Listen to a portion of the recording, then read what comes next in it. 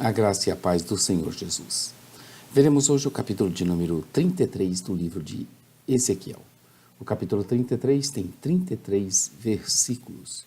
O livro de Ezequiel tem 48 capítulos. Veremos hoje o verdadeiro atalaia, a responsabilidade individual, a presunção e o castigo de Israel. Eu sou o pastor Daniel Deusdete da Igreja Os Semeadores. Estamos juntos aí levando a palavra de Deus desde 21 de abril de 2016 e iremos concluir esse projeto em 23 de julho de 2019. Para nos situarmos na leitura e não perdermos nosso foco, estamos estudando o livro de Ezequiel, que é composto de 48 capítulos, como já dissemos. Já vimos os oráculos de advertência sobre a destruição de Jerusalém, a preocupação do profeta com o passado e com o presente de Jerusalém. Já vimos uma sessão de oráculos contra as outras nações, que foi do capítulo 25 ao 32, a primeira parte do 1 ao 24, com foco na destruição de outras nações, e agora entraremos na terceira e última parte da nossa divisão proposta do livro de Ezequiel, com foco nas futuras bênçãos de restauração que Judá gozaria após o exílio. Ezequiel explicou que depois que o exílio chegasse ao fim, o templo e Jerusalém seriam gloriosamente restaurados, e o povo de Deus seria reunido e abençoado como nunca antes. Seriam as futuras bênçãos para Judá e Jerusalém. Esta parte 3, seguindo a estruturação e a divisão proposta e os comentários da Bíblia de Estudo de Genebra, a qual recomendamos que você adquira, nós dividiremos em duas partes. Primeiro, a queda e a restauração de Judá, e depois a visão de Jerusalém restaurada. Então abra aí a sua Bíblia, no capítulo de número 33 do livro de Ezequiel, faça uma leitura prévia, antes de nos ouvir. E se preferir, entre em nosso blog site jamaisdesista.com.br e lá você vai encontrar a parte escrita dessa narrativa que irá nos auxiliar. Lá você vai encontrar ilustrações, gráficos, tabelas. Eu sou, como já disse, o pastor Daniel Deusdete da Igreja Os Semeadores. Então vamos ver primeiramente a queda e a restauração de Judá. Desde o capítulo 33 até o capítulo 39 estaremos vendo a queda e a restauração de Judá. Ezequiel desenvolverá o tema do futuro de Judá após o exílio em 8 sessões principais, que serão as nossas subdivisões. Então veremos a primeira sessão. Ezequiel novamente é vocacionado como atalaia. Até o versículo 20 desse capítulo 33, veremos novamente um novo comissionamento na vida de Ezequiel como atalaia. Ezequiel indicou a sua nova vocação, repetindo 2 temas importantes de uma porção já anterior. Primeiro, a reiteração do seu chamado como atalaia. O Senhor se dirige a ele novamente, dizendo que o constituiria atalaia sobre a casa de Israel. A Ezequiel é explicado melhor e com ênfase a respeito do seu papel como atalaia, nos versos 1 ao 9. Esse papel envolveria a responsabilidade por aqueles a quem ele ministraria e deveria adverti-los a respeito de um risco iminente. A não proclamação dessa advertência o tornaria responsável pelas mortes que dela resultassem. Se a admoestação fosse ignorada, Ezequiel seria isentado de culpa. Era inimaginável que os moradores de uma cidade ignorassem os gritos de advertência de um atalaia. Apesar disso, a palavra de Ezequiel foi amplamente desprezada. Dos versos 18 ao 21, do capítulo 3, e aqui no capítulo 33, Deus explica, bem em detalhes, o seu papel profético, de arauto do Senhor, de pregador do Evangelho a toda criatura. Ezequiel não tinha liberdade de escolha, mas era chamado a pregar a palavra de Deus avisando ao justo e avisando ao ímpio dos desvios comportamentais que trariam sobre eles as consequências devidas dos seus atos tresloucados. Uma vez avisado o ímpio e avisado o justo, o restante do que acontecesse não seria demandado de Ezequiel, mas daquele que ouviu a palavra de Deus. Caso contrário, de Ezequiel seriam cobradas as consequências. Como já dissemos, não é nada fácil o papel do pregador. O melhor a fazer é não reter a palavra de Deus, mas entregá-la assim que recebe. E quanto mais pura ela for entregue, melhor. Nada de invencionices nessa entrega. Segundo, a ênfase sobre a doutrina da responsabilidade moral individual. E quanto à responsabilidade moral de cada um de nós? Seria ela a consequência do comportamento santo ou de nossos pais? De jeito nenhum. Cada um de nós é responsável pelos seus próprios atos, e não nossos pais. E não pelos atos dos pais e filhos. Acusar o Senhor de injustiça é como dar um tiro no próprio pé, ao dar o primeiro passo, e o segundo tiro no outro pé, ao tentar dar o segundo passo. Totalmente insano. Cada um de nós será julgado segundo os nossos próprios caminhos, com as seguintes vantagens ou perigos. A palavra é muito clara. Se alguém que estava vivendo em pecado se converter e deixar o pecado, desse pecado o Senhor não se lembraria mais, mas somente da justiça que ele viera a praticar doravante. O contrário também é válido, e muito válido. Se alguém que está vivendo em santidade se cansar disso e deixar a santidade, dessa santidade o Senhor não se lembraria mais, mas somente do pecado que ele viera a praticar novamente. Verso 18 e 19, como isso é claro. Quando o justo se apartar da justiça, praticando a iniquidade, morrerá nela. E quando o ímpio se converter da sua impiedade e praticar a retidão e a justiça, por estas viverá. Vejam que o apelo forte do verso 11, que praticamente introduz esse assunto de responsabilidade individual. Vivo eu, diz o Senhor Deus, que não tenho prazer na morte do ímpio, mas assim que o ímpio se converta do seu mau caminho e viva. Convertei-vos do seu mau caminho, pois por que morreríeis, ó casa de Israel? Os exilados ouviram as notícias de destruição de Jerusalém. Verso 21. O restante das declarações de Ezequiel sobre Jerusalém antecipava a sua restauração. Segunda parte, a queda, ou segunda seção, subseção, a queda de Judá e dos grupos de israelitas. Veremos nesse restante do capítulo 33 a queda de Judá e os dois grupos de israelitas. A destruição de Jerusalém deixou dois grupos distintos, quais deveriam dirigir-se. Aqueles que continuavam a viver nas ruínas, os que estavam no exílio. Aos olhos de Deus, nenhum dos grupos procedia corretamente.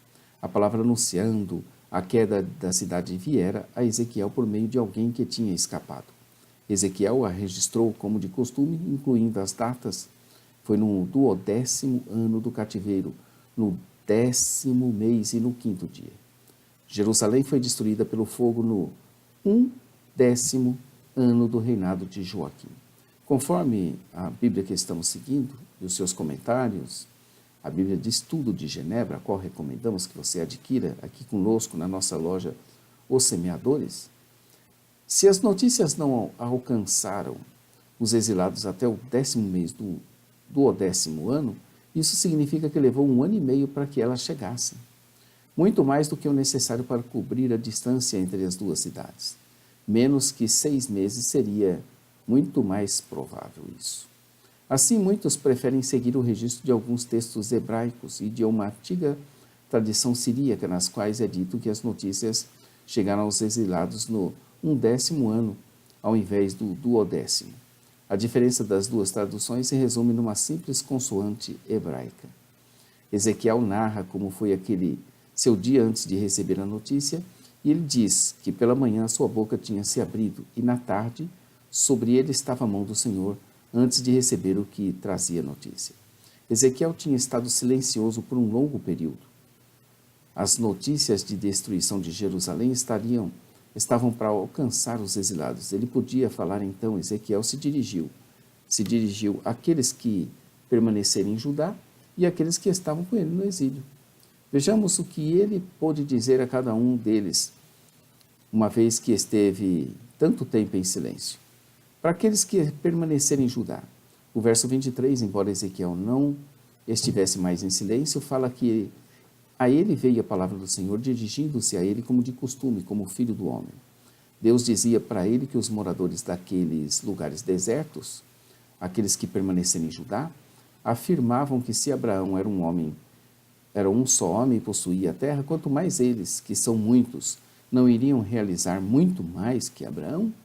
Eles até diziam que o céu seria dado a eles por herança. No entanto, Deus denuncia eles pelo seu profeta. Denuncia os seus pecados como o fato de comerem carne com sangue, uma prática proibida. Inclinarem-se para ídolos, derramarem sangue, contaminarem a mulher do seu próximo e muitas outras práticas proibidas da lei. Eles, na verdade, confiavam em suas espadas. Verso 26. Mas essas não poderiam livrá-los nem garantir-lhes as vitórias tão necessárias. Pelo contrário, Ezequiel deveria dizer-lhes que eles iriam mesmo cair à espada, e os que estiverem no campo aberto seriam entregues às feras para serem devorados.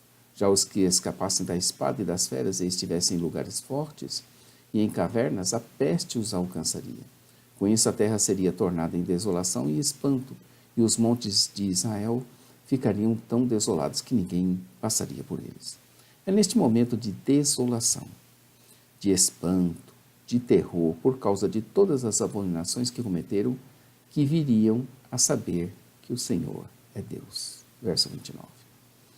Bom, poderiam saber antes, e assim teriam evitado todo esse mal.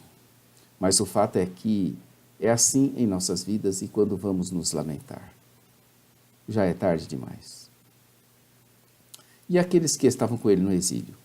Deus fala para Ezequiel que ele tinha sido desprezado, mas que agora o povo falava dele junto às paredes e nas portas da casa, e cada um falando ao outro, e cada um ao seu irmão, convidando e dizendo para ouvir qual seja a palavra que procedia da boca do Senhor.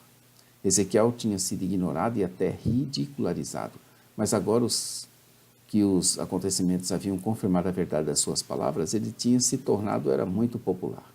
Mas o povo ainda estava ouvindo com o tipo de cuidado que resultava em arrependimento e obediência.